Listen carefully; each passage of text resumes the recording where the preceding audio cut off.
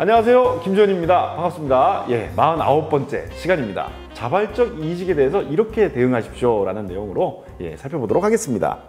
먼저 적정 이직률이라는 개념이 있습니다. 바로 이제 해당 조직이 적정 이직률을 벗어나는 경우 같은 경우는 이제 비효율이 발생하고 경쟁력이 감소한다는 점 때문에 이 적정 이직률을 좀 관리할 필요가 있습니다.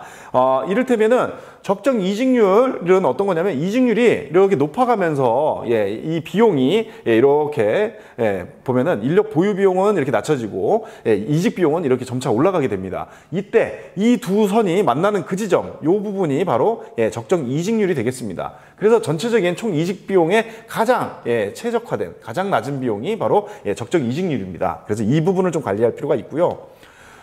그 다음은 이제 이직의 원인에 대해서도 좀 살펴봐야 되는데, 첫 번째는 이제 외부 환경 요인입니다. 노동시장 환경이 어떠냐에 따라서 이직의 그 희망이라든지 가능성, 이런 것들이 바뀌게 되는 거죠. 예를 들면 이직을 희망하더라도, 예를 들면 노동시장이 굉장히 실업률이 높아요. 이런 경우에는 어디 갈 데가 없는 거죠. 그러다 보면 이직을 포기하게 됩니다. 반대로 그 산업이 굉장히 활성화됐어요. 너무 지금 막 성장을 거듭하고 있는 그런 상황에서는 너무 사람이 서로 필요로 하는 그런 상황이다 보니까 이력서만 내면 어디든 다 들어가는 이런 상황에 따라 좀 달라지는 거죠. 그래서 어쨌든 간에 실업률에 따라서 굉장히 달라질 수 있다, 또는 그 산업에 따라서 굉장히 달라질 수 있다, 이렇게 말씀드릴 수 있고요. 또 이제 조직 전체 요인이 있습니다. 뭐 임금, 복리후생, 뭐 승진 정책, 이런 내적 공정성, 이런 부분들이 직원들이 봤을 때 납득이 안 돼요. 이런 경우는 결국은 조직에 실망하게 되고 이직을 결심하게 됩니다. 그리고 작업 환경 요인도 있습니다. 예를 들면 리더들, 관리자의 리더십 스타일, 이런 게 본인하고 너무 안 맞는 거예요. 나는 굉장히 자율성을 중요하게 생각하는 사람인데 상사가 굉장히 마이크로 매니징을 하면서 하나하나 일일이 꼬치꼬치 막 이래요. 그러면 굉장히 이제 직무 만족이 떨어질 수밖에 없는 거죠. 그리고 이제 동료들하고 관계가 나빠요. 어떤 동료하고 막 맨날 다투고 뭐 맨날 싸우고 뭐 이럴 수 있는 거잖아요. 이런 것들도 이직에 상당한 영향을 준다, 라고 말씀드릴 수 있겠습니다. 또 이제 직무 내용 요인도 있습니다. 예를 들면 직무 전문화가 너무 많이 된 거예요. 어떤 업무 내용이 너무 많이 쪼개져가지고 그 일을 내가 왜 하는지 이해를 할 수가 없는 거예요. 의미도 없고 그냥 맨날 단순 반복하다 보니까 지겹고 권태감, 이런 것들 느끼는 거죠. 또 예를 들면 본인한테 자율성이 하나도 없어요. 일일이 다 상사의 지시를 받아서 해야 되는, 이런 일까지 내가 지시받아서 해야 되나 싶을 정도로 자율성이 낮은 경우도 있고, 또 역할이 모호한 경우도 있습니다. 내가 성과를 내고 싶은데 뭘 해야 성과를 나는지가 명확하지 않은 거예요.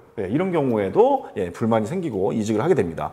개인 특성 요인도 굉장히 중요한데요. 특히 이제 연령도 엄청 중요합니다. 뭐 근속연수도 있고, 가족 부양 책임 뭐 이런 것도 있고, 교육 정도에 따라 다른데, 예를 들면은 젊은 직원들 같은 경우에는 나이 많은 직원들보다 당연히 이직률이 훨씬 더 높습니다. 나이가 많은 직원들은 이직해도 어딘가 갈 데가 별로 없기 때문에 더 오래 다니게 되죠. 예를 들면 또 근속연수가 길어요. 오래 다닌 회사를 떠나는 건 심지어 부담이 크기 때문에 이직을 잘 안 하게 되기도 하고요. 또 가족 부양을 해야 되는데 자녀가 4명이에요. 그러면 회사를 못 그만두는 거죠. 이들을 부양하기 때문에 계속 다니게 되는 겁니다. 또 그런 거 외에도 보면은 근무지가 너무 멀어서 이직을 하는 경우도 있고, 또 이 회사를 다니고 있는 것들이 보면 너무 사회적 지위가 너무 낮아서 사람들이 보기에 너무 사회적 지위가 낮다라고 평가되는 경우도 이직의 원인이 됩니다. 그래서 이 이직 감소를 어떻게 할 것이냐, 이직 감소를 하기 위해서는 당연히 이직의 원인을 찾고 이것들을 제거하는 게 필요합니다. 그래서 조직위에서 통제할 수 있는 이직 원인은 뭐냐면 조직 전체적인 요인, 직무 환경 요인, 직무 내용 요인, 앞에서 설명드렸던 것들 중에 이 3가지가 조직에서 관리할 수 있는 영역이라고 보시면 되겠습니다. 그래서 개인 특성 이런 관련 요인들은 조직에서 통제하기 어려운 거죠. 성격이 그렇다? 성격을 조직에서 어떻게 할 수가 없잖아요. 이런 겁니다.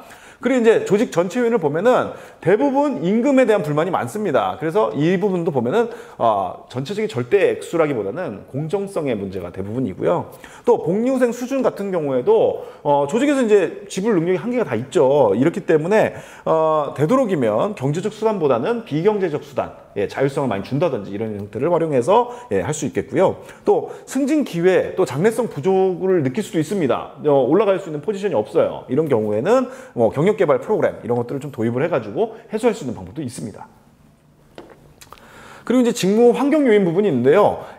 이런 경우에는 이제 좀 전략적으로 그 비용을 많이 들이지 않으면서 할 수 있는 전략이고, 이 가장 영향을 많이 미치는 게 리더들입니다. 관리자들. 예, 상사에 대한 불만으로 이직하는 경우가 굉장히 많잖아요. 그래서 예, 리더들에 대한 교육 훈련, 예, 이런 것들을 또 많이 하게 되고, 또 인력 배치를 할 때 좀 서로 좀 관계가 나쁜 경우에는 좀 다른 부서로 보낸다든지 이런 배치 활동도 할 수가 있고, 또 인간관계를 증진하는 예, 이런 프로그램들도 요즘 많이 하고 있습니다. 뭐 조직 개발 프로그램 이런 형태로도 많이 하고 있고요. 또 먼지 소음, 또 위험도 개선 이런 것들, 시설 투자를 통해서 예, 환경을 좀 더 좋게 만들어서 이직을 하지 않도록 하는 방법들이 있습니다.